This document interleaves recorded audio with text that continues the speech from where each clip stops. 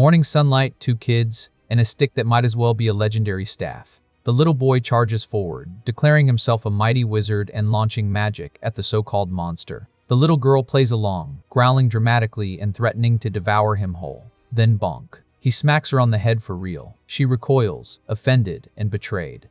That wasn't part of the fantasy. His logic? Simple. Wizards beat monsters. That's the rule. She immediately demands a class change. If monsters lose, she wants to be a wizard too. He shuts that down just as fast. From a distance, Grandpa Rebus watches the chaos with an amused sigh. Kids this early in the morning, already at war. The boy, still fired up from battle, turns to Rebus with wide eyes. What does it take to become a wizard? Rebus doesn't sugarcoat it. Wizards aren't kids with sticks. They're the apex of humanity, nobles, knights, chosen bloodlines blessed with ancient power. You don't just decide to become one. And these two? Not happening. The words land heavier than he probably intended. A man nearby cuts in, half scolding Rebus for crushing children's dreams, then shifts the topic entirely. A monster has appeared. The air changes. The description spreads like wildfire. A leopard the size of a house, its body cloaked in pitch-black shadow. Something unnatural. Something is wrong, but there's hope. The village chief has gone to the city to request a wizard. Once a wizard arrives, the monster will be dealt with. That's how it works. A woman exhales in relief and gently pats the little girl's head, warning her to stay out of the forest for now. Rebus interrupts the comfort with a colder truth. Without a wizard, killing a monster is nearly impossible. The villagers all know. But then comes the question, what about him? The scene shifts to a quiet hill. The shepherd on Hizaril Hill, Turan. Turan lies in the grass, sheep lazily grazing around him. He stares at the sky, drowning in monotony. Same scenery, same day, over and over. At this rate, he jokes to himself, he might forget how to talk. It's not just boredom, it's stagnation. A shadow blocks the sun. Rebus. He wastes no time calling Turan pathetic for slacking off before sunset. Turan doesn't even sit up, just tells him to move. He's blocking the light. Respect? None. Rebus accuses him of still clinging to that incident. Turan finally turns cold. That incident? Oh, you mean when his mother died, and Rebus quietly tried to make the sheep shared property? Yeah, that one. He makes it clear he's not generous enough to share his mother's inheritance. They're not close. They're not friends. So if Rebus has something to say it and leave. Rebus explodes, calling him a brat. Turan finally locks eyes with him, gaze piercing. What? Rebus finally says it straight. A monster has appeared. A leopard as big as a house. Rob saw it himself. The whole village has been warned. Turan keeps petting a sheep like they're discussing the weather. That's a serious problem, he says flatly. Rebus studies him. No fear, no tension. Just that same lazy indifference. He points out the obvious. Turan, isolated on this hill, is the most likely target. The chief has gone to fetch a wizard, so until then, be careful. And then, almost reluctantly, he admits he came because he was worried. Turan doesn't buy it. He calls him out instantly. If Rebus was worried, it was about the sheep, not him. And with one last jab, he tells the old man to leave. But once he's alone, his thoughts shift. Monsters. If humans have wizards, beasts have monsters. That's the balance. A wizard coming to this forgotten backwater village just because of one monster? For the first time all day, Turan feels something other than boredom. Interest. He wonders what a wizard really looks like, how strong they truly are. Even if it's some mediocre rural mage, he still wants to see one. Just how powerful are they? Then, his expression changes. He smells it. Blood. The sun is setting as Turan walks into the forest, following the scent with eerie certainty. Each step makes the smell stronger. He knows this path. He's sure of it. And then, time seems to stop. Rebus's body lies in the ground, dead. Turan's thoughts turn cold and precise. This isn't the work of a normal wild animal. It has to be the monster. The ground trembles. He looks up. Golden, glowing eyes stare back at him from a massive, shadow-covered beast. The leopard the size of a house. A memory overlaps the present. A child asking his father how strong a monster is. The father's answer is grim. If ordinary adults rushed one, there wouldn't even be bones left to collect. But it's okay. A wizard will come. Wizards are great beings born with magic. They can kill monsters with a single word. The child believes it completely. A single word. The monster lunges at Turan. He doesn't move. He simply says one word. Die. Red energy flickers around him. The monster halts, then retreats. It stares at him, wary now. Turan blinks, almost confused, tapping his cheeks like he's checking if he's awake. Not working? The beast charges again. Stop. Again, it's forced back. Turan frowns. He already expected kill. Wouldn't be that easy. But it can't even be fully stopped. The monster roars and swings its massive claws. This time, Turan doesn't rely on words. He takes a huge step back. No panic, no scream, just calculation, and the quiet realization he might not need a wizard after all. Turan doesn't flinch. He picks up a rock. From his belt, he reveals a crude, primitive sling. Nothing fancy, just leather and instinct. As he begins to spin it, the rock vanishes into motion, swallowed by speed. His eyes glow gold. The monster charges. Turan releases. The stone tears through the air at terrifying velocity, but it only grazes the monster's cheek. A miss. The beast lunges instantly. Claws slash behind him. Jaws snap inches from his face. And then, time freezes. The air goes silent. The rock reappears mid-trajectory, as if reconsidering its mistake. It corrects itself. In the next instant, it slams into the monster's skull with overwhelming force, blasting through and pinning its massive body to a tree. The forest goes still. Just like that. The shadowed leopard hangs lifeless. Turan stands in front of the corpse, calm, almost casual. He mutters that it's his first time using that trick on a monster. No pride, no shock, just mild curiosity. Then he looks at the enormous body and sighs. Should he toss it into a valley somewhere? The villagers really have him doing all the work. And somewhere in the quiet forest, one fact settles in. The wizard never came. He wasn't needed. Standing alone in the forest, Turan thinks it plainly. He is a wizard. He realized it 8 years ago, when he was 10. The memory is still sharp. A younger Turan beams with excitement, showing his mother logs floating in midair. Fire sparks at his will. Wind stirs because he says so. To him, it's magic. A miracle. Something amazing to share. To her, it's terror. Stop it. It was the first and last time his mother ever shouted at him. The excitement drains from the boy instantly. She calls him over, her tone no longer angry, just serious, heavy. Does he want to live with her for a long time? Of course he does. Then he has to promise her something. Never use this power again, and never ever use it in front of other people. When he asks why, she reminds him of the old story. Those with special powers are called wizards, whether noble or knight. But they are not the same. Nobles are descendants of the divine Freyans, beings who descended to save humanity long ago. Knights are their diluted bloodlines, mixed, weaker, lower. Even among wizards, hierarchy exists, and Turan, he inherited his power from his father, a knight. There are nobles beyond this quiet village who see knights not as equals, but as slaves. Her voice softens, but the warning is absolute. No one can ever know. He promises, and he keeps it. Back in the present, Turan stands in silence. 8 years have passed since that day. He has never broken his word. He has no desire to reveal himself as a wizard, no desire to descend the mountain, no desire to step into a world where power means chains. The promise still holds, and so does the secret. A fist pounds against Turan's door. He opens it to find a crowd waiting, tense, angry, already convinced. He steps out calmly. So, you're saying I killed Rebus? No denial, no panic, just a question that makes them even angrier. One of the men grabs him by the collar, shouting that he hurt the old man and threw him out to be eaten by monsters. Turan doesn't even blink. He lays it out coldly. Rebus died alone while the younger men were too scared to face the monster. Now they need someone to blame, and he's convenient. The accusation hits harder than any punch, so the man tries to throw one. Turan dodges easily. A clean headbutt drops the attacker back. In his mind, it's simple. Magic is convenient. If he strongly wishes for something, it happens, at the cost of mana. He doesn't need fire. He doesn't need spectacle. Just a whisper. Fall over. One thug collapses instantly. Just a little push. Subtle. Invisible. Not enough to kill. Just enough to dominate. For 8 years, he has hidden what he is. And he's very good at it. Turan turns to the girl standing nearby. Are you here to fight too? They panic. No, they just came to see him. He tells them to drag the idiots away. As he takes off his jacket, he already knows what's coming next. The town will turn this into another excuse to cheat him during trade. Fine. He'll just beat fairness into them if he has to.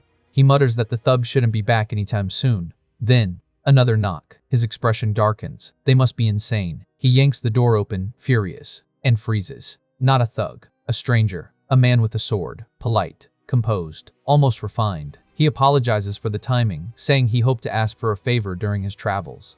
Turan blinks. A traveler? He quickly straightens himself, awkwardly apologizing for the earlier scene. His mother taught him manners, but he's never had to use them in this town. It feels unnatural. Still, a swordsman in this sleepy place? Suspicious. If you're looking for an inn, he pauses. Come in. Inside, Turan offers what little food he has, apologizing for the simplicity. The traveler calls it a feast. He seems amused that Turan has never met someone from outside the village. Turan explains he's lived on this hill his whole life. Outsiders rarely pass through. The man observes him carefully, the way he eats, the way he speaks. For a shepherd, Turan's manners are refined. His parents must have raised him well. Turan says he learned from his mother, and that she died years ago. There's no dramatics in his voice, just fact. The traveler offers quiet praise. A mother who raised such a son must surely rest among the gods. Turan brushes it off. He simply lives the way she taught him. Then he asks the real question. What brings someone like him to this forgotten town? The man answers plainly. He was asked to take care of a monster puma. And then, I am a wizard. The words land differently. Turan's eyes sharpen, but his face remains calm. So this is the wizard the elder mentioned. The man confirms it. And just like that, the wizard Turan wanted to see is standing inside his house. The wizard sets his bowl down gently. May I ask you something? Turan agrees, calm as ever. The man's gaze sharpens. He says he can sense a monster in the area, yet he doesn't see one. That's strange. Even stranger, Turan knows about the elder, knows about the monster, and yet he isn't running. He isn't afraid. If the monster were to target anyone, it would be him, isolated on this hill. So why is he so calm? Why is a shepherd who has never left this town standing so steadily in front of a wizard? The question finally lands. Who are you? The air tightens. The scene shifts to the past. A young Turan once asked the same question in a different form. Why can't anyone know he's a wizard? His mother's answer was heavy with quiet dread. Bad nobles. If nobles are shepherds, she said, then knights are the dogs they keep. They may treat you like family, but they can sell you, sacrifice you, discard you. She didn't want that life for him, and she made one thing painfully clear. No one can ever know, especially other wizards. If they find out, they will separate them. They will take him, turn him into their obedient hound. Something useful, something disposable. Her voice, in memory, becomes colder. To avoid being discovered as a wizard, he might have to kill people. Back in the present, the wizard's question still hangs in the air. Who are you? And for the first time since he walked in, the room doesn't feel warm anymore. Turan's thoughts harden. So this is what it comes to. The wizard notices his silence. Why can't you answer? Then he smiles. If you make a face like that, it makes my joke awkward. A joke. Turan blinks. The killing intent he was preparing dissolves, just slightly. Turan apologizes stiffly, claiming he lacks a sense of humor. The wizard waves it off, saying he must have flustered him. Turan recovers quickly. It's just his first time hearing a wizard joke, that's all. The tension fades. The wizard extends his hand. They haven't properly introduced themselves yet. His name is Kiorn, a wanderer. Turan takes his hand, introducing himself as an 18-year-old shepherd. Kiorn casually mentions he's 75. Turan stares. Wizards age slowly, live longer. Just like that, the impossible becomes normal. Turan asks how he became a wanderer. Kiorn explains he served the Arabian family for 60 years before leaving. In his later years, he wanted to roam freely instead of being tied down. There's something almost romantic about it. For the first time in a long while, Turan finds himself enjoying a conversation. No tension, no hostility, just ease. He didn't realize it could feel like this, speaking openly with someone decent, someone warm. The sun rises before either of them notice. Kiorn stands, surprised at how late it's gotten. He places a silver coin on the table. Arabian silver, pure and more than enough to cover the meal. Turan accepts it politely and wishes him luck on his hunt. Kiorn smiles. Don't act like we'll never see each other again. He might stop by again to mooch a meal. And then he leaves. Out in the field, Turan whispers one word. Gather. The sheep immediately move toward him. He watches them silently. It was his first time meeting another wizard. But more than that, when was the last time he had a conversation that felt that comfortable? Kiorn's tone, his humor, the ease in his voice. He wasn't like the nobles in his mother's warnings. He wasn't like the hunting dogs Turan imagined knights to be. He was good. And that's what makes this harder. How is he supposed to tell him that there are no more monsters on Hizaril Hill? In the forest, Kiorn pauses. There are clear traces of battle, but no monster's presence. Was it already hunted? By whom? Another wizard. If someone made things safe, that's what matters. Or so he thinks. Then, his eyes widen. Something is wrong. Before him stands the same monstrous leopard, but not alive. A wraith. Kiorn dodges its claws smoothly, mind racing.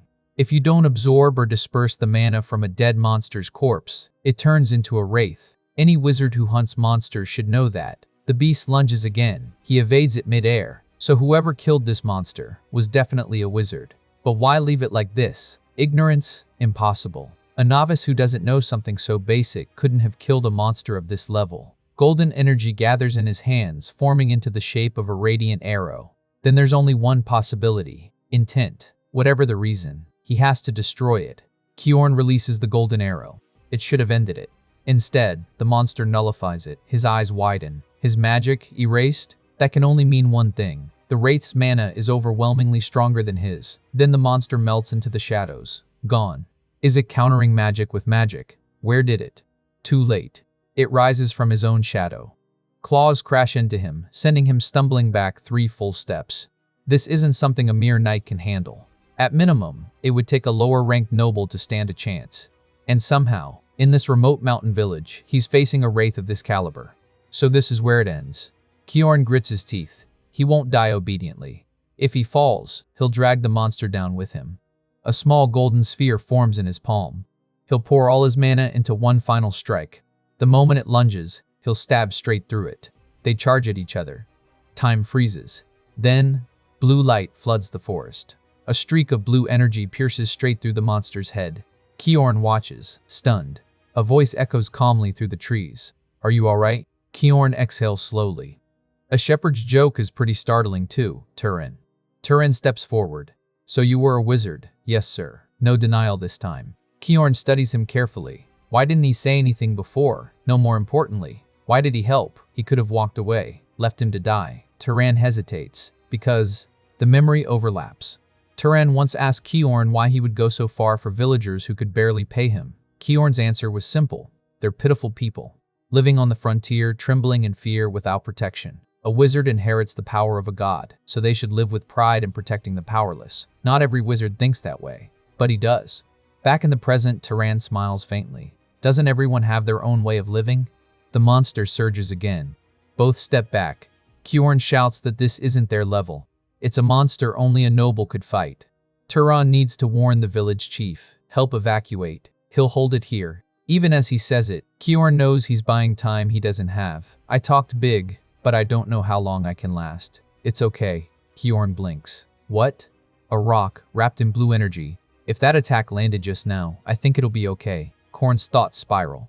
That wasn't his full strength? A young knight hiding in the mountains can hunt a wraith even nobles struggle with? No. This isn't just a chance encounter in a rural village. This isn't reckless bravado. What he's witnessing might be the beginning of a wizard who will overturn the world. Blue energy floods the clearing, surging around Turin like a rising tide. He looks at the monster steadily. I was curious about my limits too.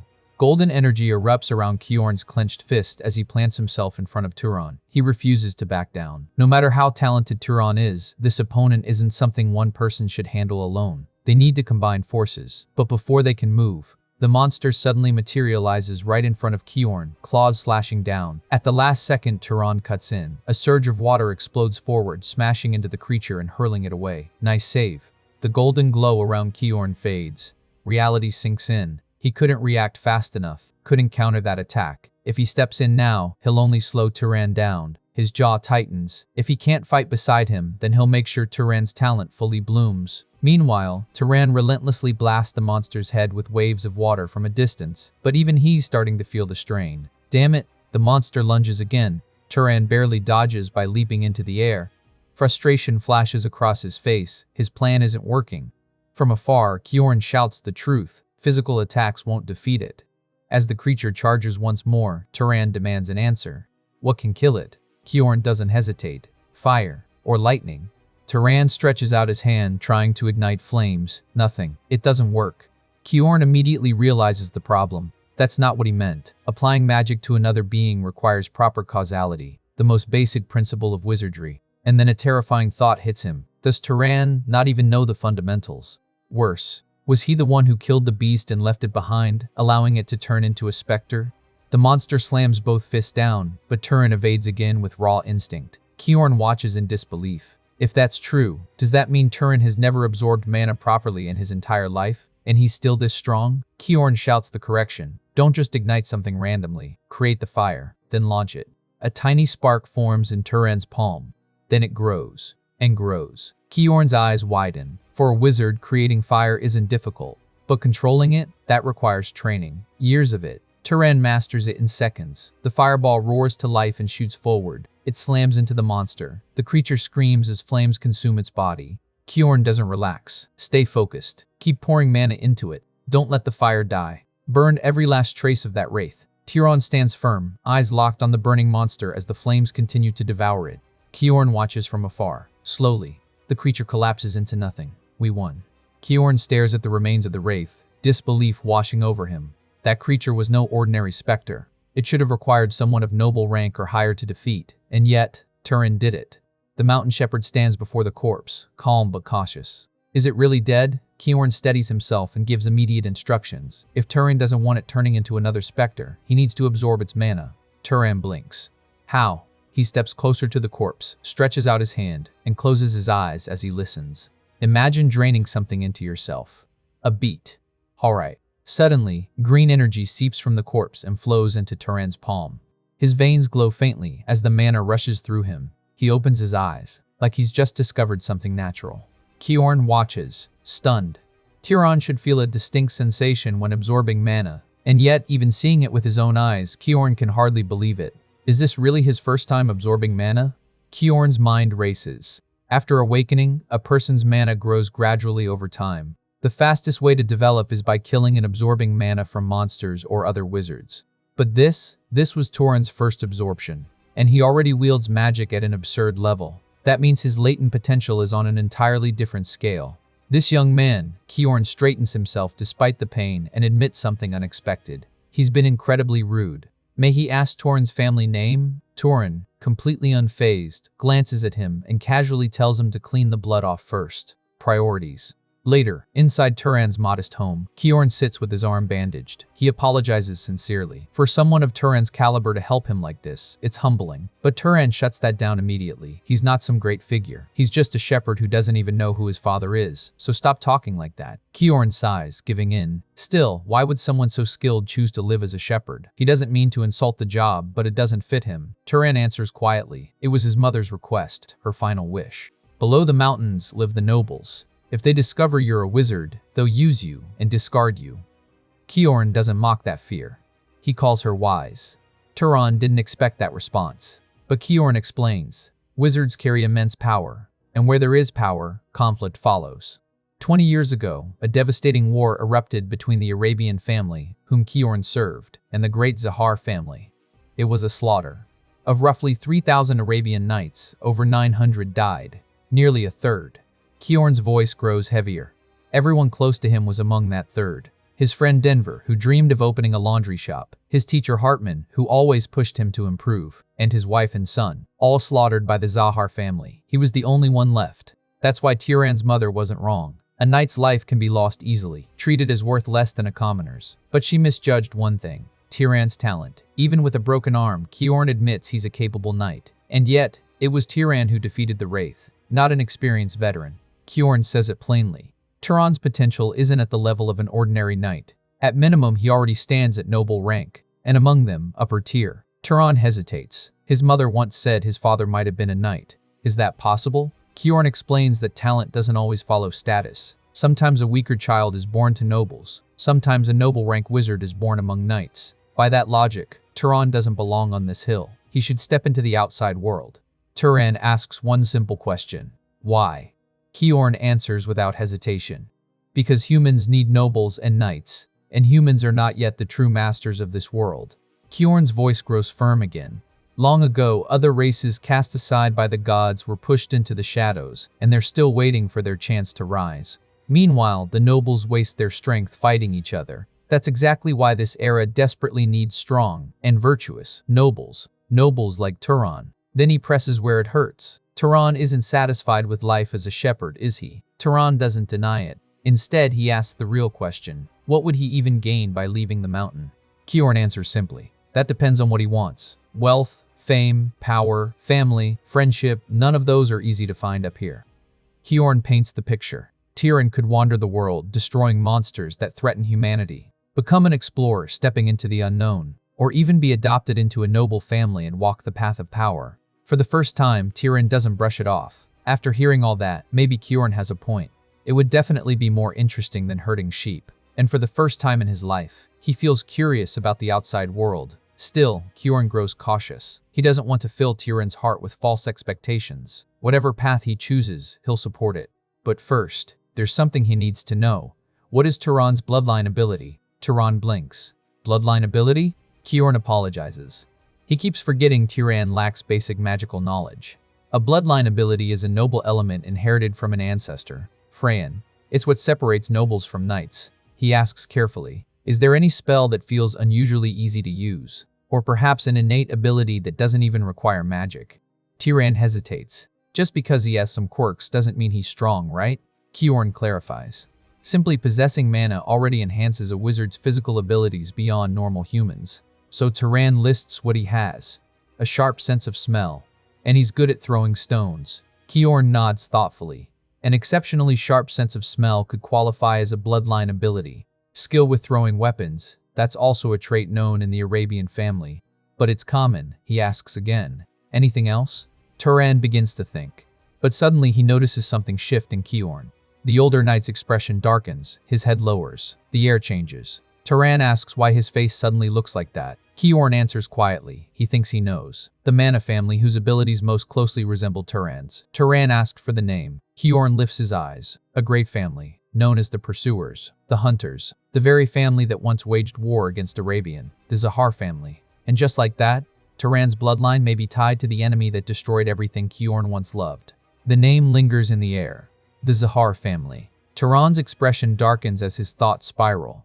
If that's true, then he shares blood with the people who destroyed everything Kjorn loved. What is he even supposed to say? Apologize? But those crimes were committed by relatives he's never met. Strangers, bound only by blood. Before the silence grows heavier, Kjorn gently taps his shoulder. Don't worry about it. Kjorn says it clearly. Tyran had no part in that war. That was the business of adults. If violence is answered with more violence, the cycle never ends. Tyran studies him carefully and asks something unexpected. Does Kjorn still agree with telling him to go down the mountain? Kjorn doesn't hesitate. If Tyran seeks power, he may eventually join the Zahar family. With his abilities, that's entirely possible. But he trusts him. Tyran is caught off guard. Kjorn clarifies. He trusts the goodness Tyran showed the moment he saved him. Even if Tyran has to reveal the identity he's hidden his whole life. If someone like him rises within the Zahar family, maybe he could prevent another terrible war.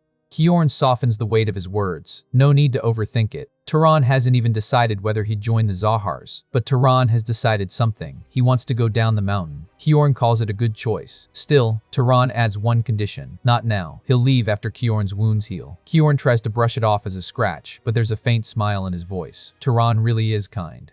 Later, inside Tyran's home, the lesson begins. To use magic, you need mana. It's often called the key to absolute power. Though Kjorn quickly corrects that exaggeration, it's not truly absolute. To perform magic, you need mana equivalent to the task. And the difficulty of magic depends on three things: bloodline, affinity, causality. Bloodline is inherited power, the trait that separates nobles from knights. For example, healing Kjorn's wound would be difficult for Tyran, but for the Southern Ravista bloodline, it would be effortless. That's the weight of lineage. Affinity, Kjorn explains, is familiarity. A wizard performs better with tasks they're accustomed to or inclined toward. Tyran connects it immediately, like creating a fireball the same way he throws a stone. Exactly. If he were just creating a simple flame, it wouldn't have had that speed or force. Then comes the most important factor: causality. Even Kjorn admits he doesn't fully grasp it. He asks Tyran what would happen if he tried to kill someone using only raw mana. Tyran guesses, maybe some beam of light would shoot out. Kjorn demonstrates instead. A flash of energy crackles around his hand above a cup. The water inside instantly evaporates. That phenomenon occurs when there's no proper cause for the desired result.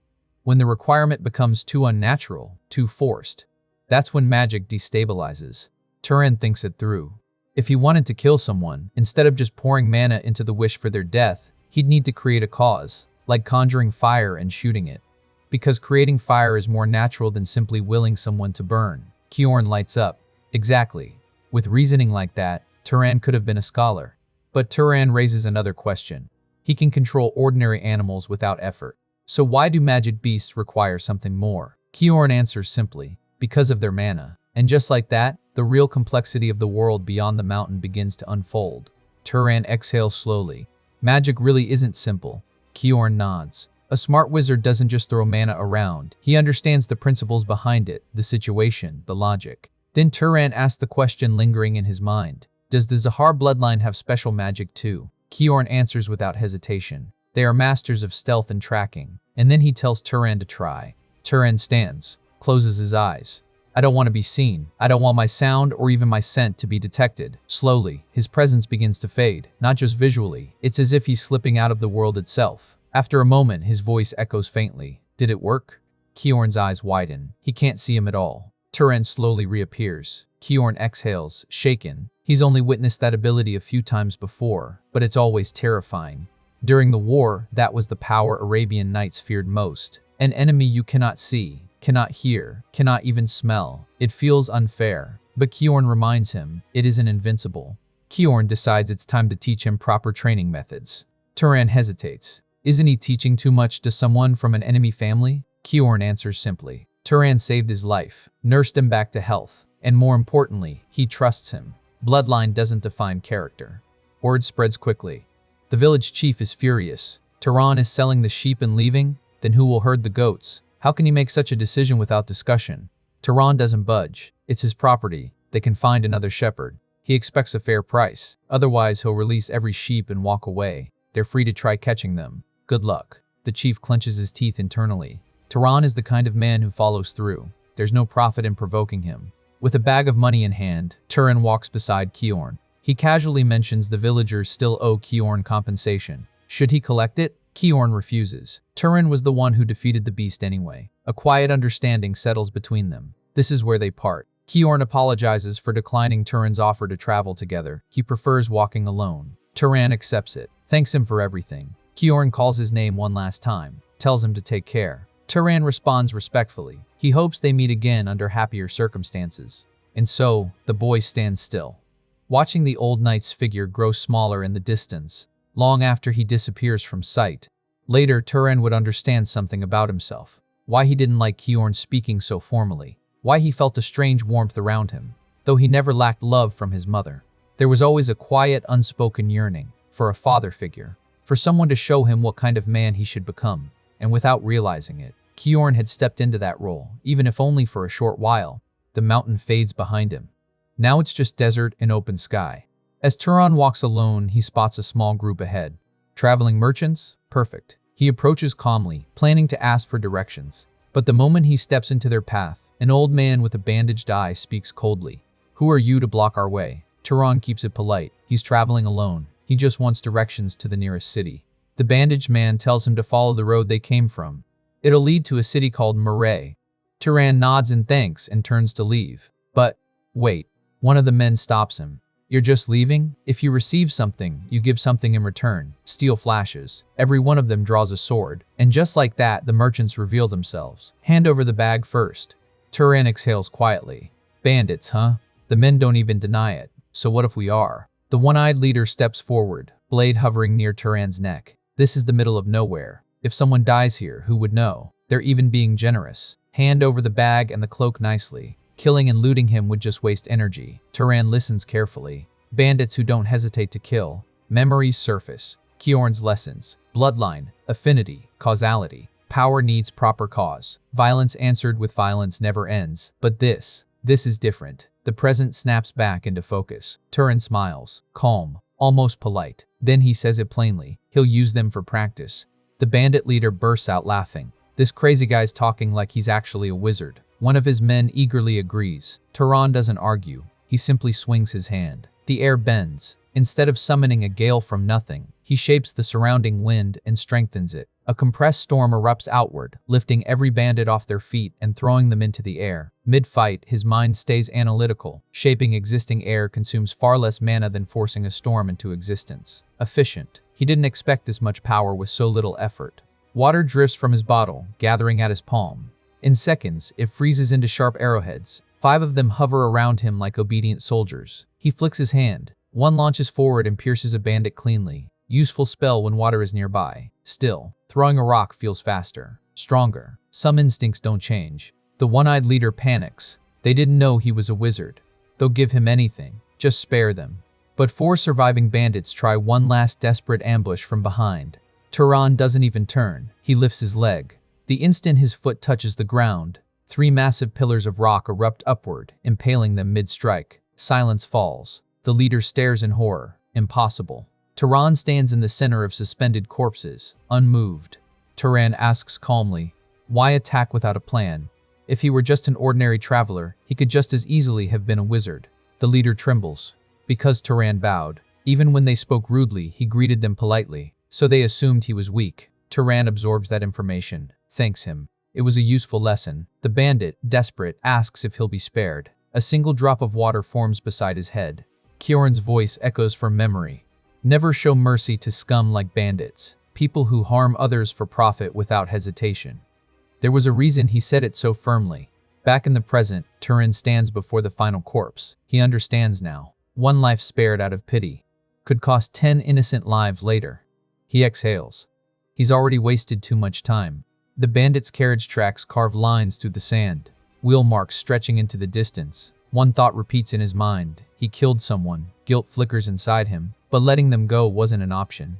People who rob and murder without hesitation will do it again, like wheel tracks slowly swallowed by grass. His turbulent heart gradually settles. Kioran's teachings anchor him. He walks forward. And then, he arrives. The small town of Murray. Crowds, noise, buildings unlike anything in his village. For the first time, Turan stands among so many people. The world feels bigger, different, real. He's no longer just a shepherd on a hill. He's stepped into something new.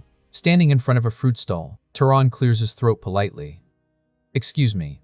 The grocery man instantly flips into salesman mode. "Welcome, how can I help?" Turan awkwardly admits he's not actually here to buy anything. Kioran's advice echoes in his head. If you need a place to rest, look for an inn. There's always one nearby. The merchant's smile vanishes. If you're not buying fruit, get lost. Turan blinks. Why is he so rude? Is there some unwritten city rule that you must purchase fruit before asking questions? Without arguing, Turan points at an apple. How much? 2 ducats. The merchant eyes him. You look like an outsider. You might not know the currency, but other coins are fine. Turan hands over payment, then calmly asks what he actually wanted to know. Where can he find an inn? The answer comes easily now that money has changed hands. Straight down the alley behind the robe seller. Turn left. Look for the building with the blue roof, the largest inn in town.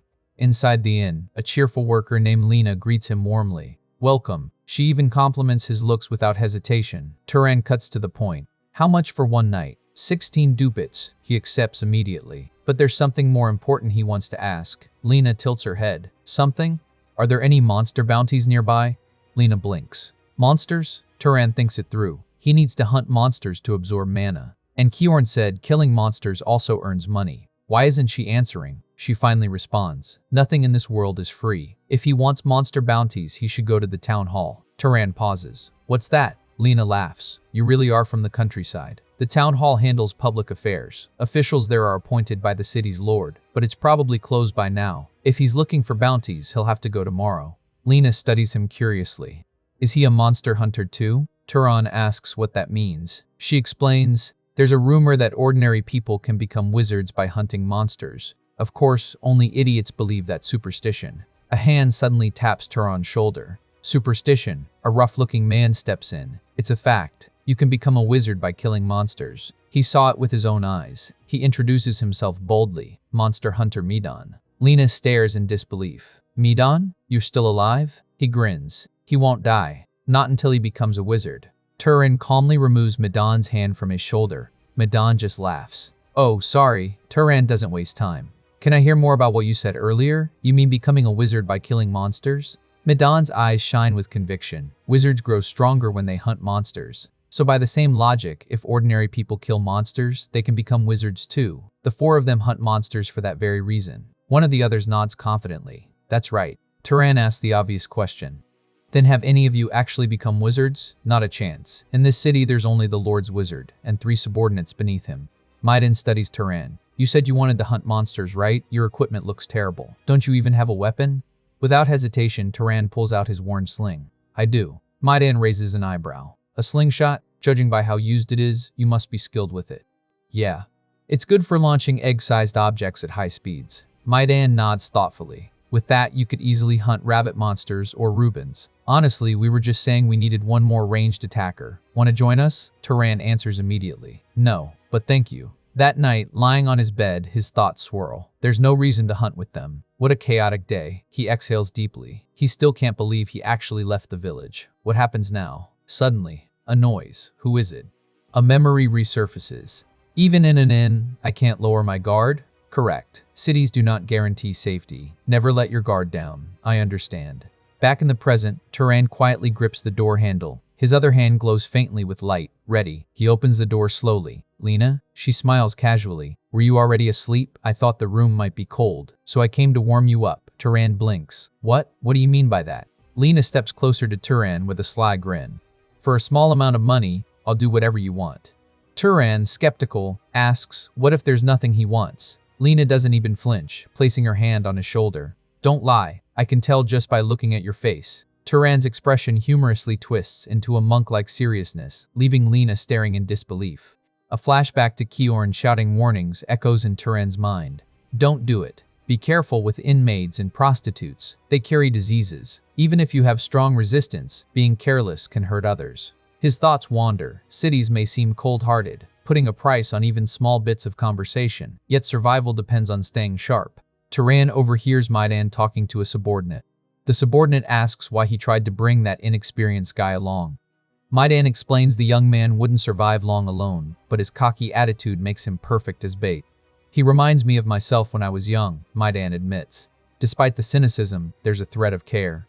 Turan realizes maybe the city isn't entirely cold-hearted after all. Turan approaches a reception man. Polite greetings exchanged, Turan admits he's here to hunt monsters. The receptionist blinks at the claim, skeptical. Flashback to Kiorn's advice surfaces. The world isn't kind unless you show your strength. Revealing you're a wizard makes ordinary people bow.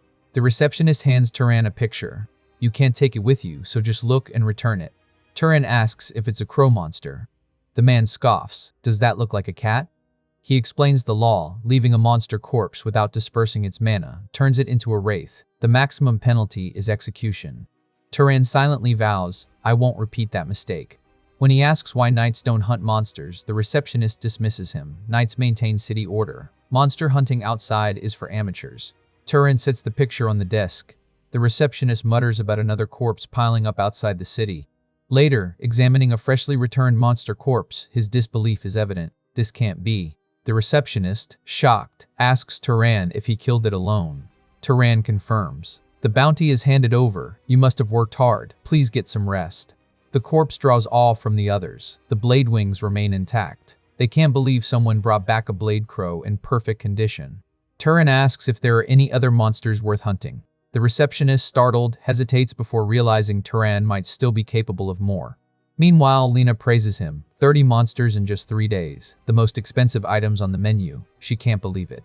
Turan deflects. Money isn't my only goal. In truth, his sights are on something far more valuable, the monster's mana. Turan reflects on his strength. Compared to when he met Kiorn, his mana has multiplied, but he feels a ceiling approaching. Weak monster's mana won't help him grow much further. Lena interrupts his thoughts, teasing about finishing all the food herself. The chef happily basks in their enjoyment. As Turan praises the meal, the chef promises an even better dish next time. Suddenly, a man grabs Turan from behind, mocking his recent earnings. Before he can finish, Turan spins and smacks him. Didn't you want some charity? The tension explodes into a fight. The man throws a punch, but Turan dodges effortlessly. Another attacks with a chair. Turan blocks it with one hand, flicks the man's head with a finger, and neutralizes the threat with astonishing precision. Lena screams, "Don't, fight in the inn." Maidan steps in, apologizing for his subordinates. I gave both of them a proper scolding. This will never happen again. Turan asks if things are hard. Maidan admits funds are tight, explaining that jealousy drove the scuffle. The subordinates sheepishly apologize. Turan quietly hands Maidan a small bag of coins. When asked why, he says it's repayment for the earlier kindness. Maidan tried to protect him by bringing him along. Maidan is stunned, and Turan adds, "There's no such thing as free. Now give me some information." Maidan grins. "Information is what I'm best at. I'll tell you everything I know." Turan stands on the cliff's edge, reflecting. This may be his last hunt in the city. Maidan provided crucial intel on the next city, far more than Turan expected. He muses on Maidan's pure, kind nature, less seasoned than Kiorn, but that makes him genuine. Suddenly, his eyes widen. A scent hits his senses. Please let my hunch be wrong. Turan follows claw marks up a tree, then spots a corpse nearby. Recognition hits. The body is from Maiden's group.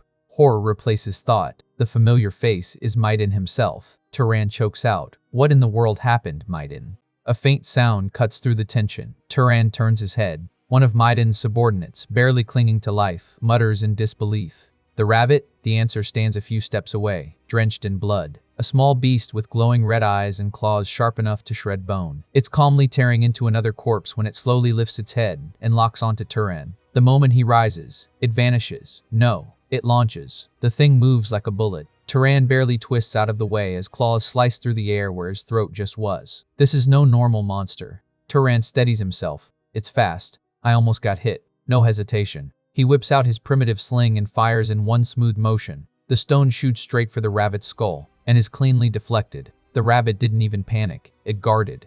Turan's eyes narrow. This one's used to defending against thrown weapon techniques. The rabbit lunges again, but mid-charge, its eyes widen. Turan disappears. The beast skids to a halt, instincts flaring too late. He reappears behind it. A flash of steel. The knife sinks straight into its neck. And just as quickly, Turan vanishes again. The rabbit goes berserk. It thrashes wildly, claws carving through trees like paper, shredding the forest in blind rage. The rampage ends as suddenly as it began. The rabbit lets out a final, guttural scream and collapses. Silence. Turan appears once more before the corpse. Without ceremony, he places his hand forward and begins absorbing its mana. Green light floods his eyes. Energy surges through his veins, denser than before. Stronger. The amount of mana is different. It's more than that leopard monster I encountered the first time. Behind him, one of Midden's surviving subordinates stares in shock. "You're a wizard," Turan answers calmly. "Yeah." The man, struggling to breathe, asks the obvious question. "Why are you hiding your identity?" Turan doesn't respond. Instead, his voice turns practical. Detached. "Do any of the four of you have family I can pass your belongings to?" No drama. No explanation. Just responsibility. Because whatever he's hiding, he's not heartless.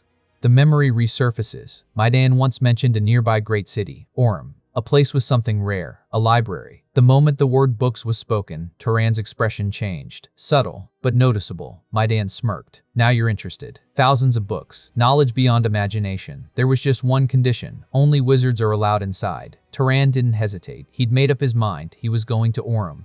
Now, standing before Maidan's grave, alongside two others, Turan lowers his gaze. "Maiden, I hope you're happy there." No long speech, just quiet closure. Then, the great city rises before him. Orem is nothing like Moray. The line at the gates stretches endlessly. I'm almost embarrassed I was shocked by that small city. I didn't think this many people would try to enter. Security is tight, organized, efficient, screening for criminals. As expected of a great city, he steps forward. Halt. The guards block him. Turan blinks. "What is it?" The answer is blunt. "No entry."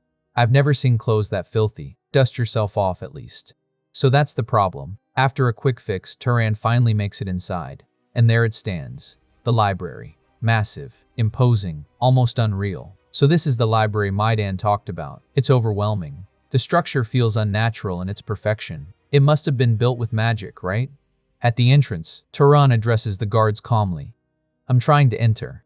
This library is only for wizards. I'm a wizard." The guard laughs outright. "Do you want to die for impersonating one?" Red mana gathers in the guard's palm. A warning. No way someone who looks like that could be a wizard. In that moment, Turan recalls Kiorn's words. Wizards recognize each other. They sense mana. They know who stands above them.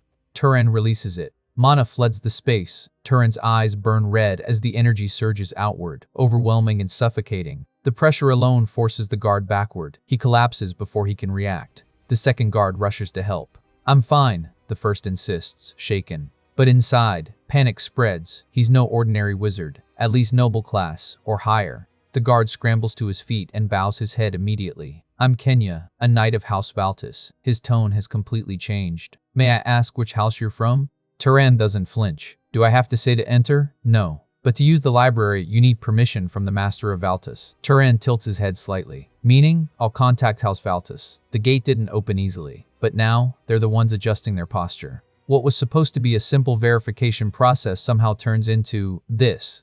Turan finds himself surrounded by maids, being thoroughly scrubbed and tended to like fragile royalty. "I thought this would be simple. How did this happen?" "Stop."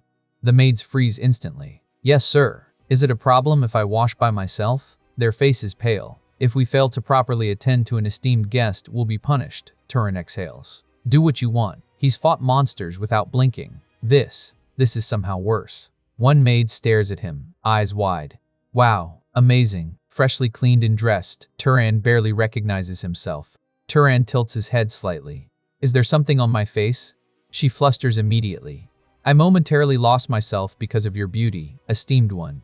Please forgive me. There's nothing to forgive. Please don't speak to us so casually. Even now, they're drawing lines. To them, he's no longer a ragged traveler. He's something far above. The door opens without warning. A young woman steps in confidently.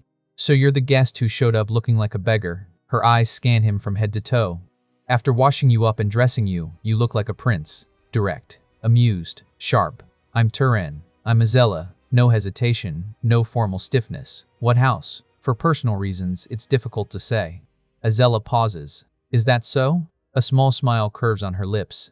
That's a shame. Azella turns away slightly, but her smile deepens. Hiding who he is? Then maybe I'll play a little prank. Without warning, mana floods the room. The air grows heavy as Azella releases her power deliberately. Show me your mana. Turan's eyes widen in shock as the pressure presses in from all sides. This isn't a prank, it's a challenge. Turan's eyes shift to blue and he answers. His own mana surges outward, filling every corner of the space. The air turns dense, heavy, almost suffocating. Azella's bodyguard instantly moves, shielding the maids behind him as the two forces collide. For a brief moment, it feels like the room itself might crack. Then Turan exhales. The pressure fades. Azella lowers her hand. It's trembling. She looks at him, calm on the surface. Want to marry me? Silence. Time freezes. Turan just stares at her, eyes wide, brain completely offline. Azella bursts out laughing. What's with that reaction? It was just a joke. She turns slightly, grinning. Still, think about it once. The seat next to me is empty right now. And just like that, she leaves. The room feels quiet again. Turan remains standing there. Only now does he notice his own hand is trembling. She has mana on par with mine, at the very least. Is this level normal here? The great city suddenly feels a lot more dangerous. Now standing before the ruler of the city, the Lord studies him calmly. Welcome, young noble. You already know my name, Lord of Aurum, Rug Valtus. I'm Turan. The Lord blinks. Turan, straight to the point. So, you want to use the library? His tone shifts slightly. Many come here chasing strange rumors. Let me say this in advance. There's no ancient forbidden magic inside, no secret method to increase your mana, no hidden treasure, no shortcuts. Turan doesn't hesitate. I'm fine with that. I never wanted anything like that. A small pause. The Lord nods. If you still wish to enter, I won't stop you. There's nothing inside that concerns confidential matters of our house. He glances outside. It's late. Rest today and return tomorrow. Is that acceptable? I won't forget your kindness. Polite, controlled, measured. The next day, the tower stretches upward as if it's trying to pierce the sky itself. The guards step aside respectfully. Your entry pass has been confirmed, esteemed guest. Welcome to the Sky Library. The massive doors open, light spills out. And for the first time since arriving in Aurum, Turan's composure cracks. His eyes widen. Whatever lies inside, it's beyond expectation. The doors open into a world that doesn't feel real. Stairs spiral endlessly upward, stretching so high they almost disappear into the sky itself. Turan stands still for a moment. So this is the library. It's less a building and more a monument to knowledge. Then, nice to meet you, Turan. He looks down. A small, cute girl beams up at him.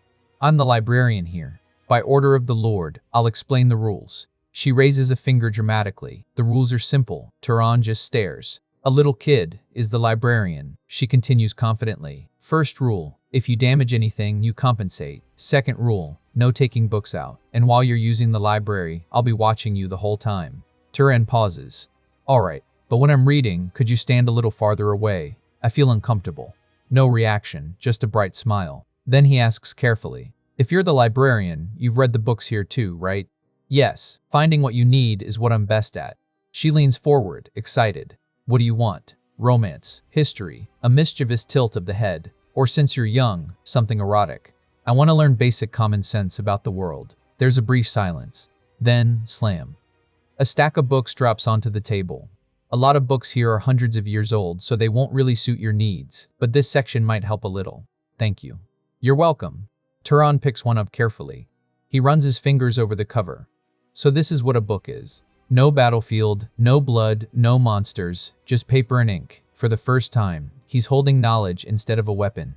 The moment Turan opens the book, it's amazing. Days blur together. He builds a routine. Wake, enter the sky library, read until the light shifts. Geography, the races of this world. Wizard etiquette. Manufacturing methods, ancient monsters, relics from the old empire. Piece by piece, the unknown space that once surrounded him begins to take shape. With every page turned, the world becomes clearer, sharper, real. One day, the Lord of Orem summons him. So you really have been making excellent use of the library. Yes, measured, respectful. The Lord's tone grows heavier. You understand that allowing you to use the library separate from treating you as a noble was an act of goodwill. A pause. I would like payment for that goodwill. Turan doesn't hesitate. Please tell me what you need. A monster has appeared north of Orem. It has been attacking travelers. Do you want me to hunt it? 4 knights sent to subjugate it never returned. They were eaten. Silence settles. It seems a noble must step in personally, but our house can only mobilize 2 people at the moment. Again, the Lord asks what Turan requires. Very well. Outwardly calm. Inside, protecting people is what a wizard ought to do. But something nags at him. Weren't wizards usually the type who don't get involved in things like this? He recalls a past remark questioning what kind of people wizards really are. The Lord continues. The northern road is an important trade route. It's been blocked for 10 days. We must reopen it quickly. 10 days. Turan's thoughts sharpen. That was before I even arrived in Orem. Understanding settles in. So that's why he let me use the library so readily. The next scene shifts to the departure. Azella walks between Turan and another wizard. Behind them, several knights follow in formation. She clicks her tongue lightly. Father really is something else. To think he'd even mobilize a guest for a monster hunt. A sideways glance. Were we that unreliable? Half teasing, half serious. The road north awaits. And Turan now understands. Knowledge was never free. It just came with better packaging. Azella turns toward Turan as they march. Oh, I'm not blaming you. I'm just saying Father is making a huge fuss. The man beside her chuckles. Isn't calling the Lord fussy a bit much, young miss? Azella rolls her eyes. Drop it. Their eyes linger on each other for a brief, unspoken challenge as he readies himself. He steps forward toward Turan. This is our first time meeting properly, isn't it? I'm Marvin Valtis. I look forward to working with you. Likewise, Turan replies, calm and measured. As they walk together, Azella adds, let's finish this quickly and go back to rest. Marvin nudges Turan, teasing slightly. Turan, are you interested in my big sister by any chance? Pardon? No. That's a relief, Marvin smirks. Up ahead, knights call out, halting them. Is that the creature? One asks. Probably. We forbade anyone from going north, so it must have come south and attacked travelers. Turan examines the area closely, noticing handprints on the wooden structures. It's a monkey. Azella blinks. A monkey? Look at the handprint here. It attacked the peddlers and returned to the forest. If we find the trail and pursue it, we should be able to track it. Azella frowns. Pursue it? I can barely use that kind of magic. Marvin, what about you? Me neither. Is there a knight who can? I'll try looking, Turan interrupts. Oh, are you from that bloodline? Azella asks. I use it a lot, so I'm used to it. Turan kneels, smelling a discarded napkin. His eyes widen as a faint trail of blue energy appears before him. He points decisively. This way. They follow the trail to a lake. It stops here, Turan observes. Looks like it washed its body. You're saying a mere beast did that to avoid being tracked? Azella asks, incredulous. Maybe it just washed because it wanted to, he begins, but a scent suddenly hits him. Behind you, he shouts. A massive gorilla emerges from the trees, roaring. It grabs a handful of rocks and hurls them toward the group, nearly wiping out the knights. Turan dodges effortlessly. When he checks on Azella and Marvin, the sight freezes him. Each of them is holding a knight as a human shield. Azella throws the knight forward with calculated force. Turan thinks grimly, Mother wasn't wrong. Attack, she shouts. The knights charge, but the gorilla runs. Both Azella and Marvin pursue. Time freezes for a brief moment as a rock slices through the air toward the beast. The projectile pierces the gorilla's chest. Azella and Marvin turn to see Turan approaching, swinging his primitive sling with razor-sharp focus, eyes locked sharply on the battlefield. The wounded gorilla collapses to the ground, roaring in pain. Azella doesn't waste a single second. With sharp focus, she unleashes a fire spell that coils into the shape of a blazing serpent. The fiery creature rushes forward and slams into the monster, detonating in a massive explosion. Watching from afar, Turan quietly recognizes what he's seen. So that's it, the infamous bloodline power of House Valtis, the pyromaniacs. The dust settles and the knights finally breathe again. It's over. Azella stretches slightly, still riding the adrenaline. She admits the moment the giant rock came flying at them, she almost got chills. Marvin immediately jumps on the chance to tease her, asking if she was scared. Azella fires back instantly, telling him to shut up. He was the one screaming like a little girl. Marvin sputters in protest, completely denying it while everyone around them recovers from the fight. Nearby, the knights begin assessing the damage. One complains that his arm might be broken. Another snaps at him to stop whining since someone else literally lost an arm in the battle. Bandages are passed around, and someone desperately tries to stop a soldier's bleeding head. From a distance, Turan observes the chaotic scene. What a mess. At least no one died, but even so, the situation doesn't sit right with him. This was a surprise attack, yes, but it was still a fight where serious injuries should have been avoidable. Given how mana strengthens the body, Azella and Marvin should be far tougher than the average knights. Yet when things got dangerous, they didn't hesitate to use the weaker soldiers as shields. The thought lingers uncomfortably in Turan's mind. Marvin notices Turan staring and asks what's wrong. Turan brushes it off. Before the conversation can continue, Azella claps her hands and excitedly calls him over. More importantly, it's time to absorb mana from the fallen monster. The three of them step up to the corpse and extend their hands, drawing in the monster's remaining mana. As Turan feels the energy flow into him, he recalls what he read in a book. Even if multiple people absorb mana at once, the enhancement doesn't diminish. Good. The theory checks out. Soon, Azella groans in frustration. She's already hit her growth limit and can't absorb any more. Marvin admits he's reached his limit too. Azella clicks her tongue, finally understanding why her father insisted Turan accompany them. His spell proficiency is impressive, and his mana capacity rivals hers, even though he hasn't reached his own growth limit yet. For a noble like him, that's remarkable. Later, the group begins heading back toward Valta's castle. As they walk, Marvin brings something up. Thinking about it now, if Turan hadn't been there, they might never have defeated the monster. From tracking it down to landing the crucial hit that knocked it over, the decisive moment was Turan's attack. Turan quickly downplays the praise, brushing it off as nothing special. As they continue walking, Turan clarifies something.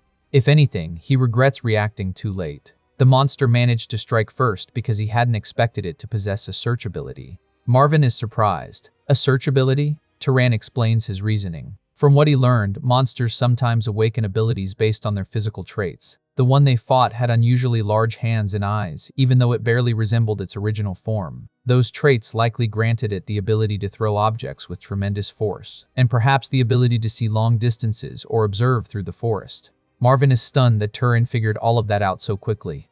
Turan casually admits the truth. He had studied a monster encyclopedia earlier in the library. Marvin immediately grimaces at the thought of that dusty, suffocating place, somewhere no one willingly goes. Azella agrees. She once entered out of curiosity, but the books were so complicated that she gave up before even finishing half a volume. Turan suggests that next time they visit, they should ask the librarian for easier books. Azella blinks in confusion. The librarian? Turan simply explains that it's the person who manages the library. Azella looks genuinely puzzled, wondering if such a person even exists there. And just like that, Turan's thoughts drift back to the strange encounter he had inside that very library. The scene shifts to Turan stepping inside, a cheerful voice welcoming him back by name. That alone makes Turan's mind tense up. He immediately realizes his mistake. No knight or commoner would casually call a noble by their name. In this city, nobles are always addressed with formal titles like Esteemed One. And more importantly, the woman standing before him doesn't look anything like a normal librarian. Turan directly asks how she knows his name. The woman looks surprised that he's only questioning it now. Then she calmly explains she learned it from his library permit. After all, within the bounds of this library, her gaze can reach anywhere. That statement alone makes Turan realize something unusual is going on. When Turan asks how he should address her, she casually says she doesn't really have a name. He can call her whatever he wants, maybe something cute like my love. Turan shuts that down instantly and settles on simply calling her librarian. She pouts, teasing him for suddenly acting so polite after supposedly using her for days to fetch things. Turan denies that completely and tells her to stop getting so close. It's uncomfortable. Curious, he asks if she's perhaps a wizard from the old empire. Her answer catches him off guard. No, she wasn't even a person to begin with. She's something closer to a spirit. The librarian explains that when a soul inhabits something alive, it becomes a living spirit. But when it inhabits something neither living nor dead, it simply becomes a spirit. In her case, the library itself is her body. The human form she's using now is just a convenient way to communicate. It simply reflects the user's preference. though she teasingly hints that Turan's preferences might say something about him. Turan immediately shuts that down, refusing to let her spin strange ideas. Still, she calmly compares herself to a reflection on water visible, but untouchable. To confirm it, Turan carefully examines her, then extends his hand straight to her body. She instantly protests, complaining about where he's touching and saying it feels weird. Turan quickly apologizes. The spirit grumbles about another frustration. She can't directly exert power on intruders inside the library. If she could, she would have already punished every fool who ever carelessly took books out of the library. Turan realizes something important. It seems even House Valtas doesn't know she exists, and perhaps no one who has ever used this library does. The librarian explains why. Her creator placed a restriction on her visibility. Only people whose type has reached a certain level of completion can perceive her, which means, as far as she knows, Turan is the only one who can see her. She jokingly calls that a little romantic. Curious, Turan asks what she means by type. She explains it simply. Wizards call it bloodline. That immediately sparks another question. Turan asks if she can tell him about his own bloodline. She first suggests asking his parents, but Turan quietly reveals that he's an orphan. After a brief pause, the librarian offers another option. She can check it herself as long as he consents to her examining his body. Turan freezes for a moment. Examine his body. His brain briefly short-circuits, wondering if this is really how it works. Before he can process it, her hand passes straight through him, causing him to yelp in surprise. The librarian cheerfully announces that they're now connected, which only makes Turan more uncomfortable. Thankfully, it doesn't actually hurt. After examining him, she reports what she found. Most of his bloodline consists of two major components, pursuer and hunter. Turan immediately recognizes it as a trait associated with House Sahar, confirming her guess. But as she looks deeper, something else catches her attention. There's another bloodline inside him, one that has been mixed in. When Turan asks what that means, she explains it simply, he's the result of parents with different bloodlines. Naturally, Turan asks what the other one is, but the librarian can't tell him. The second bloodline is locked. That's not unusual in mixed bloodline cases. As Turan grows stronger, the seal should eventually break and reveal itself naturally. Turan quietly accepts the explanation, though the mystery clearly lingers in his mind. After hearing about his mixed bloodline, Turan's thoughts drift to his mother. She was always far too refined and well-educated to be a simple commoner. Perhaps she had been descended from some noble family, though the bloodline might have been so diluted that it could no longer even sustain night-level mana. Shaking the thought away, Turan thanks the librarian for explaining everything. The spirit grins mischievously and says if he's truly grateful, he should stay another month. Once Turan learns the librarian's true identity, his time in the library changes completely. Instead of reading alone, he constantly questions her about the books and asks for deeper explanations. To his amazement, the librarian doesn't only know the knowledge preserved in the shelves, she even remembers information from books that were stolen or lost thousands of years ago. For Turan, it's like discovering a living archive of ancient knowledge. Under the librarian's guidance, Turan begins learning about the world in ways no ordinary book could explain.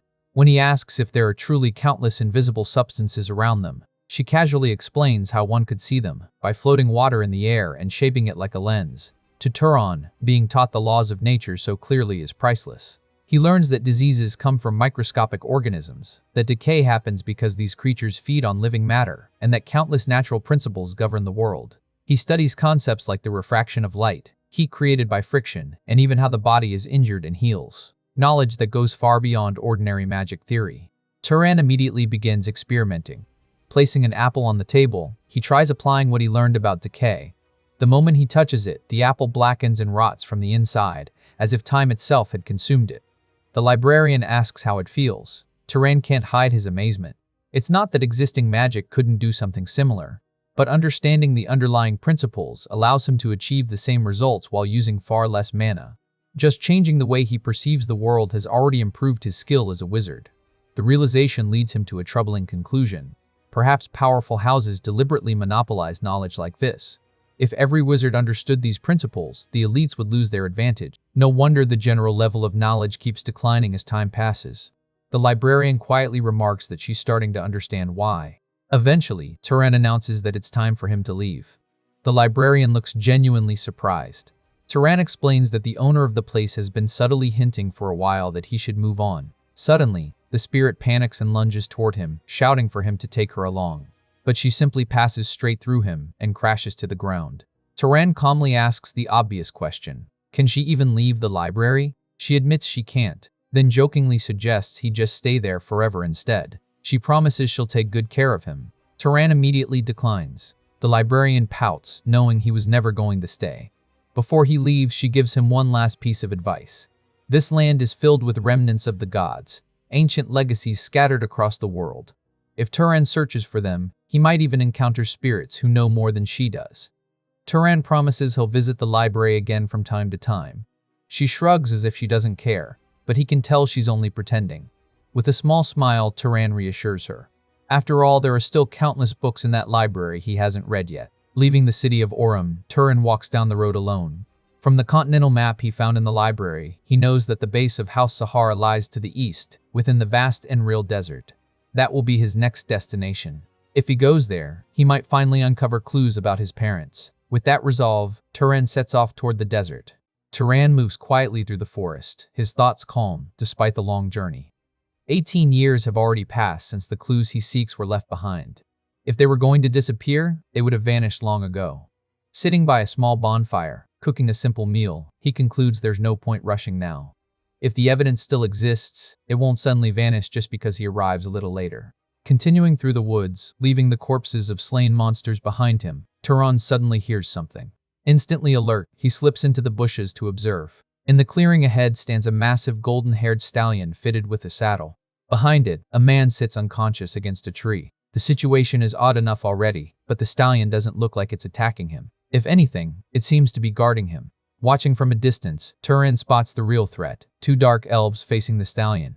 One curses under his breath, shocked that a mere beast could be this strong. As the pair argue and search for an opening, Turan quietly studies the battlefield, trying to determine where the earlier attack came from. Realization hits him. Dark elves. Both dark elves raise their glowing hands and begin chanting in a strange language. Purple energy seeps into the ground, and twisted shapes start emerging from the earth. Slowly, the soil forms grotesque, animal-like creatures under their control. Turan recognizes the technique immediately. It's the dark elves' necromancy he once read about in a book.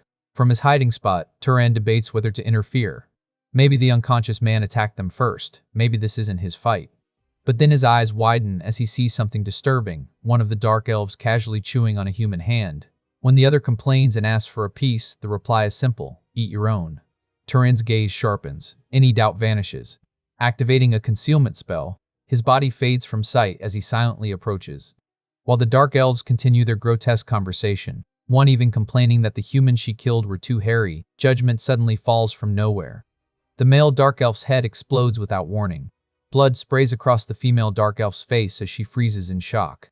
Panic replaces her shock instantly. She commands her summoned creatures to gather around her defensively. A rock suddenly shoots toward her, but one of the undead beasts intercepts it at the last moment. Furious and shaken, she shouts into the forest, demanding the attacker show himself. Meanwhile, one of her bull-shaped summons rampages through the trees, searching for the hidden enemy. A chilling realization creeps into her mind. Concealment. Someone is hunting her from the shadows.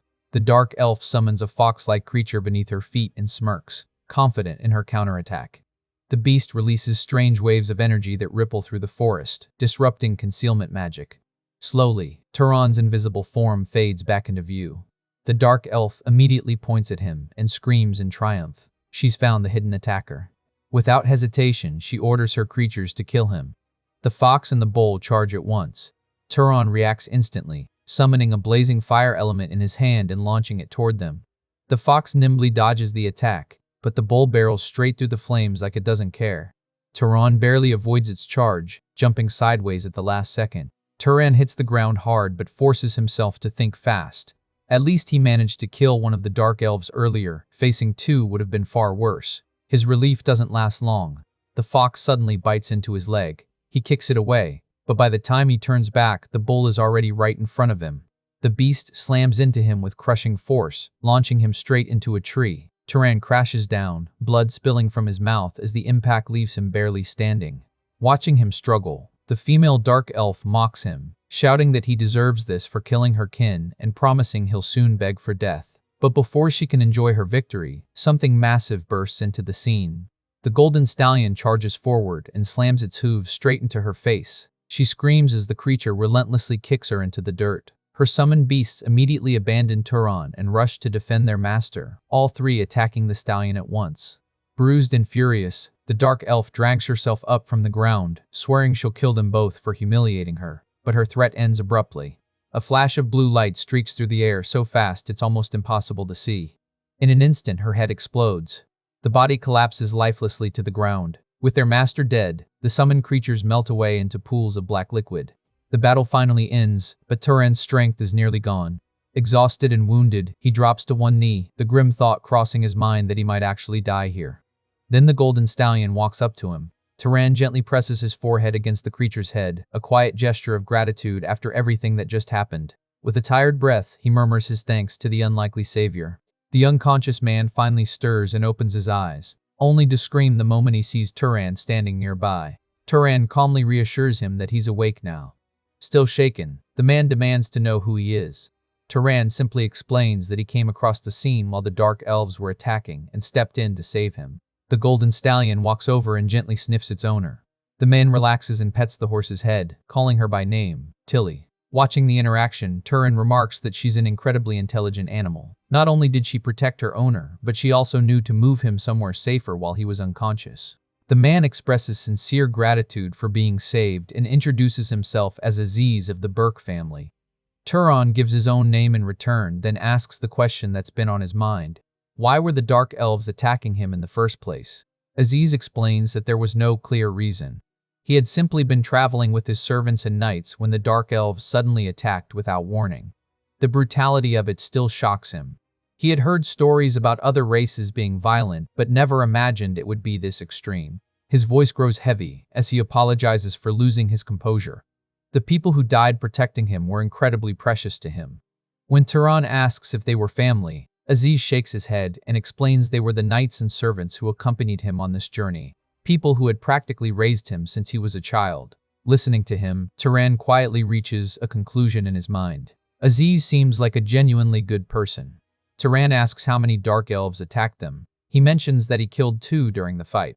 Aziz thinks for a moment before answering that those 2 were probably the entire group. Turan closes his eyes and quietly spreads his senses through the surrounding forest, searching for any remaining threats. After a brief moment, he confirms what he suspected. There are no more dark elves nearby. Seeing the situation settle down, Aziz turns to Turan with a thoughtful expression and asks if he happens to have any urgent business at the moment. Turan replies that he's also simply traveling on a journey of his own. Aziz studies him with curiosity. For someone strong enough to defeat dark elves, traveling alone seems strange. He wonders aloud if Turan might be the son of some powerful family. But if that were true, why would he be wandering by himself? Turan brushes the question aside, saying it's complicated. Then he downplays his strength, insisting he's not actually that powerful. Turan explains what really happened. He ambushed one of the dark elves and managed to kill him, but the second fight was a struggle. In the end, he only survived thanks to the help of the red stallion. For a brief moment, both men release a faint trace of their mana while talking. Turan quietly notices it and realizes something surprising. Aziz is actually quite strong. In his mind, Turan reflects on his own condition. Without absorbing the mana of the dark elves during the battle, he would be even weaker than he is now. Aziz also analyzes the situation silently.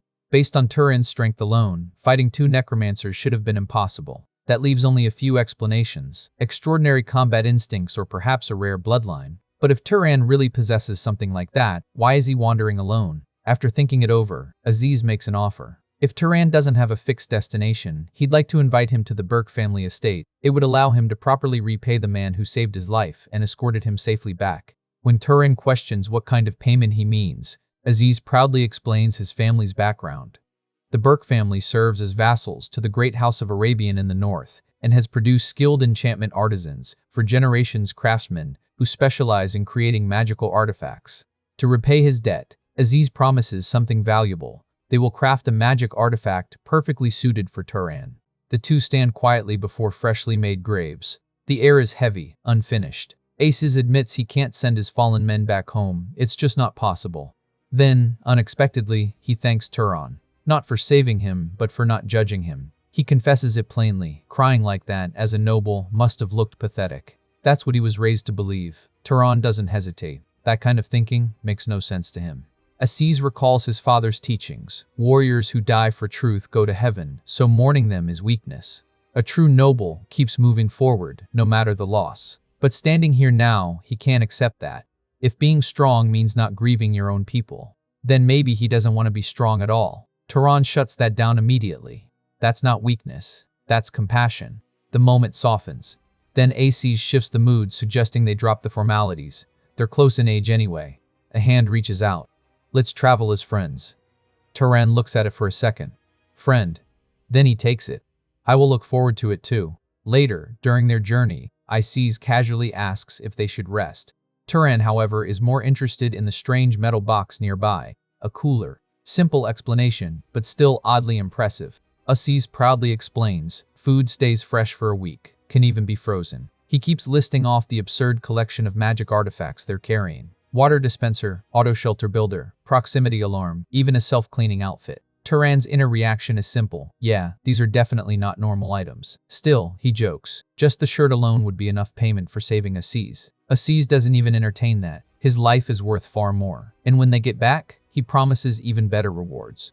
Aces suddenly flips the praise back on Turan. All these tools? Nice. But him? That's the real absurdity. He lists it out like he's trying to process it. Animal control, freezing, levitation, lightning, instant death, the list just keeps going. At this point, he's genuinely suspicious. Did Turan train his whole life? Or does he have some ridiculous bloodline ability? Turan internally suffers. Because the real answer? It just happened. Instead, he deflects, reminding Aces of their agreement not to dig into his origins. Aces backs off, laughing it off as a joke. Still curious though. Aces suddenly asks the real question, his age. Given everything he's seen, he half expects some ancient number. Turan answers plainly, 19. Aces freezes. He's 43. There's a brief mental recalibration, but he brushes it aside. Age doesn't matter here. Still, he can't help but marvel. Turan already defeated 2 necromancers, and apparently he's not the only genius out there. Aces brings up someone else. A girl around Turan's age. His second cousin. Another genius. Turan, practical as ever, immediately asks if she can make him a magic artifact. Aces shuts that down instantly. She's not just anyone, she's from the main family. The name drops like weight. She's essentially royalty, the Princess of Arabian, a potential future head of the great family. As they walk, Aces explains how these great families work. Leadership isn't inherited automatically. It goes to the strongest among the generation. And among them, Misa stands at the top. Within just 10 years of awakening her mana, Mesa mastered all attack magic, including their bloodline techniques. At only 21, her mana nearly rivals the core members of the family. Turan connects the dots quickly.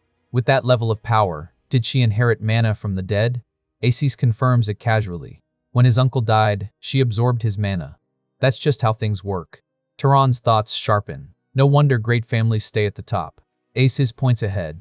They've arrived. The view stretches endlessly clear skies, vast lands, untouched fields. His voice carries with quiet pride, Dakion Plains, the heart of Arabian.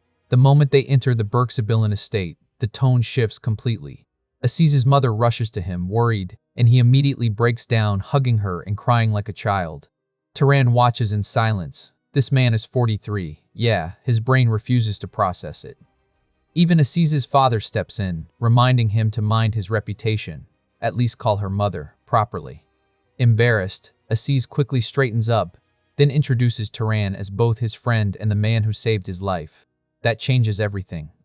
When Aces explains they were attacked by dark elf necromancers, his mother's reaction is instant fury, ready to mobilize troops and wipe them out. His father calms her down, but his focus shifts sharply to Turan. What family does he belong to?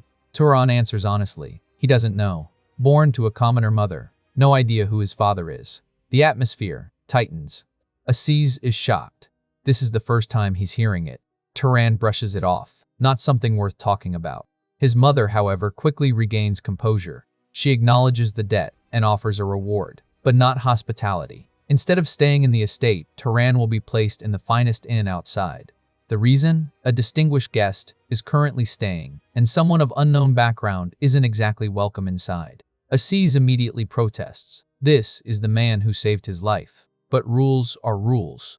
Just as things settle into awkward tension, a calm voice cuts through the room. If they're talking about her, she doesn't mind the outsider staying. And besides, the man who saved Aces isn't about to suddenly turn into an assassin. All eyes turn. A girl stands quietly by the wall, thin, pale, with striking blue eyes. Aces immediately recognizes her. Misa. Turan studies her from behind, his expectations clashing with reality. So this is the Princess of Arabian? But instead of elegance, she looks closer to a corpse than royalty.